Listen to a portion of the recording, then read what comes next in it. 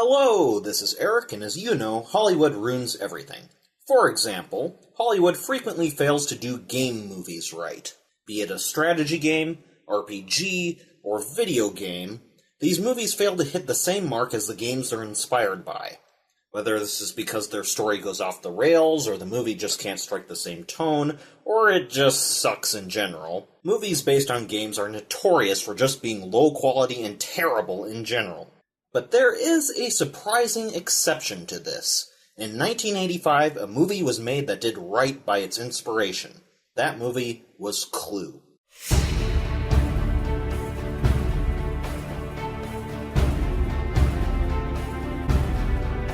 The premise of Clue is identical to the premise of the game it's based on. A man aptly named Mr. Boddy is murdered, and all of these people have to split up and search the house looking for clues until they can figure out who did it and with what weapon.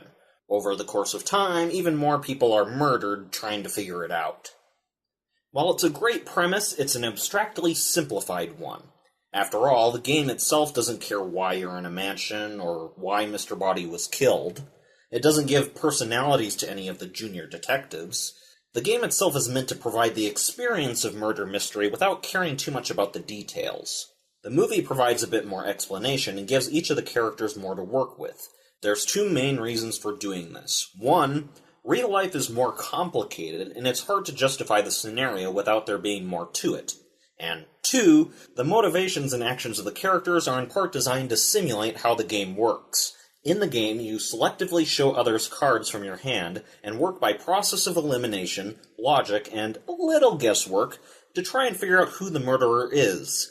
In case it's not obvious, the movie does not have cards, but it does in fact try to create clues that are as close to those cards as you can possibly get. That is, the clues in the movie are composed of things the characters say, where the weapons are located at any given moment, and the locations that the murders happen in.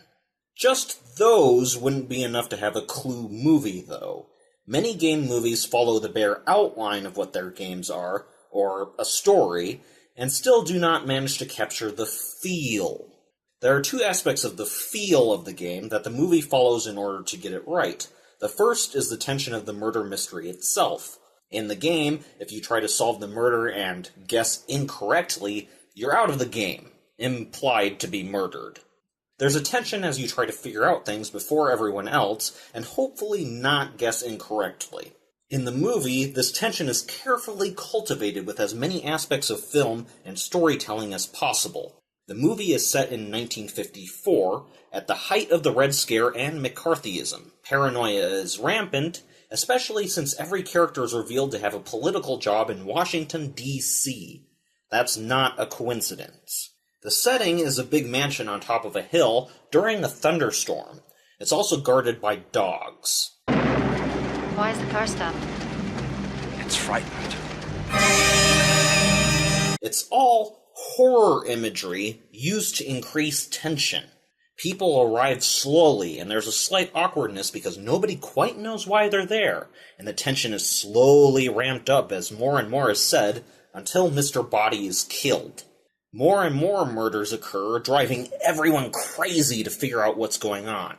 And that's all well and good. It matches the feeling of the game pretty well, even if it's forced to do it differently due to the change in mediums.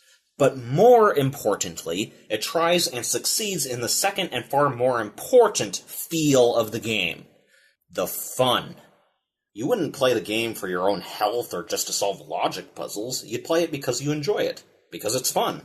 The characters each have a goofy aspect to their personality. While they take the situation seriously, each has just a little bit of quirkiness that makes the situation fun to watch. The situation itself is a perfect vehicle for comedy. No one really trusts each other, so the things they do to avoid being murdered are pretty entertaining just by themselves. And the dark comedy. What the hell? I'll go first. I've had a good life. Just checking. Everything all right? Yep, 2 corpses. Everything's fine. Officer. You're too late. I've seen it all. You have? I can explain everything. You don't have to. I don't? Don't worry. There's nothing illegal about any of this. Are you sure? Of course. This is America. I see. It's a free country. Don't you know that? I didn't know it was that free. They take the scenario and they just roll with it. They don't attempt any off-the-wall one-liners. They just let the situation be a fun one, and the jokes write themselves. Armageddon is almost upon us. I got news for you. It's already here. Go away! But your souls are in danger. Our lives are in danger, you beatnik. And that sense of fun is what I think a lot of game movies miss.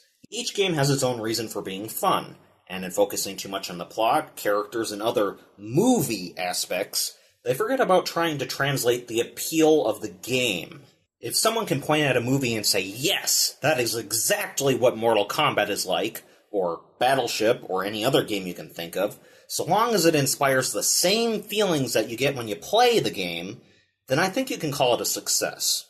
So far as the actual movie aspects go, the actors are very good, and Tim Curry in particular is phenomenal as Wadsworth.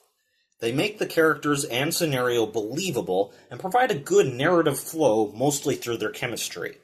It feels like strangers getting to know and sort of trust each other over the course of the movie, and it feels like an honest betrayal at the end when the murder is solved. The plot itself moves smoothly and transitions well, though there's a bit of strangeness. What I mean is that this movie has 3 endings. I suppose it's a result of the game having multiple potential murderers and trying to replicate the feeling, but the initial reaction to this was very poor. It was seen as a gimmick to get people to pay to see the movie 3 times. I can see it, but I doubt that. Especially given that there was a 4th ending that they discarded because it wasn't very good. All 3 endings are good ones, and they are typically all included together on digital or DVD copies, though the DVDs give you an option of randomly getting only one, if that's something you're interested in. So yeah, that's Clue, a game movie that does it right.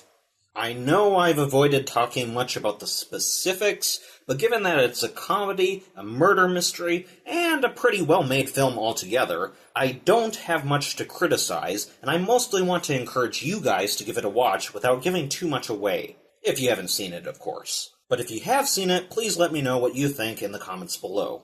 Don't forget to like, subscribe, and hit the bell button to receive notifications whenever we put out a new video, and have a nice day.